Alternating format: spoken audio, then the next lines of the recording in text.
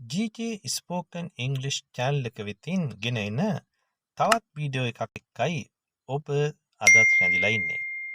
මම ගිහාන් ජයසුන්දර.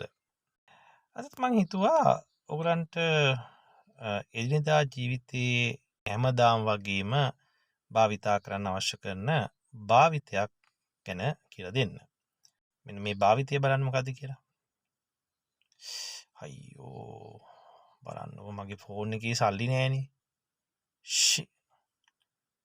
දැන් මම කොහොමද කෝල් කරන්නේ? එයාට. හරි. දැන් මගේ ෆෝන් එකේ සල්ලි නෑ.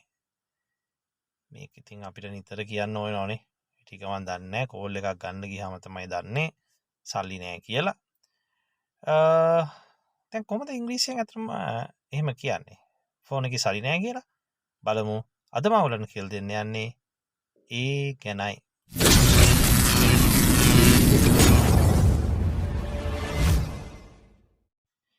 මේ මට කෝල් එකක් ගන්න පුළුවන්ද? අපි ඉංග්‍රීසියෙන් අහනවා මෙන්න මේ විදියට. Can I get a phone call? Can I get a phone call? මට කෝල් එකක් ගන්න පුළුවන්ද?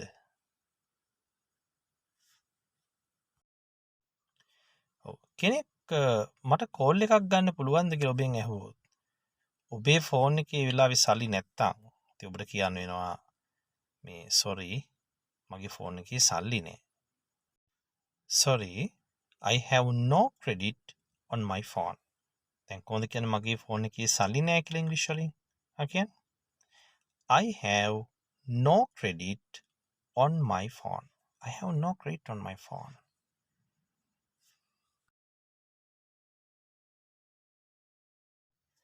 Can I get වලට අමතරව ඔබට can I have මගිනොත් ඒ ප්‍රශ්නේ අහන්න පුළුවන්. කෝල් එකක් ගන්න පුළුවන්ද කියලා? මට කෝල් එකක් ගන්න පුළුවන්ද? Can I have a phone call? Can I have a phone call? ඔව් එතකොට ඔබට මෙහෙම උත්තරයක් දෙන්නත් පුළුවන්.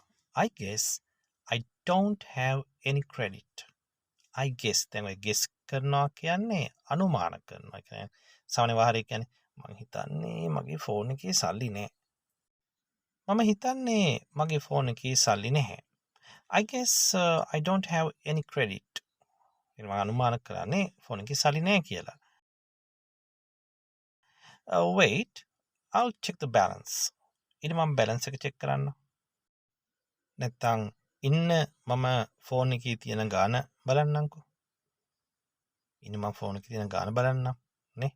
කෝල් එකක් ගන්න තරම් බැලන්ස් එකක් තියෙද්ද දන්නේ නෑනේ. ඒක එහෙම කියන්නේ. ඇයි ඔයා මට කෝල් කළේ නැත්තේ?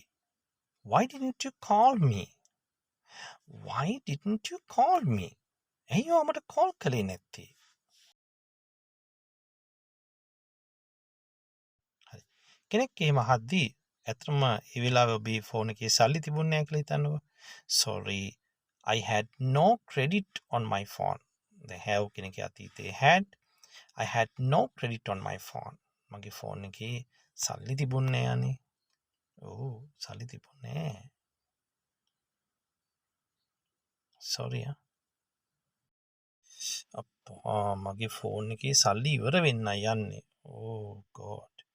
I'm running out of money. I'm running out of money.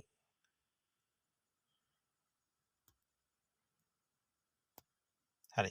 ඒතර I'm running out of money කියලා කියන්නේ ඒ වෙලාවේ එතන අදහස් කරන්නේ ෆෝන් එකේ සල්ලි ඉවර වෙන්නයි යන්නේ. ආයතන ෆෝන් කියන්න අවශ්‍ය නැහැ.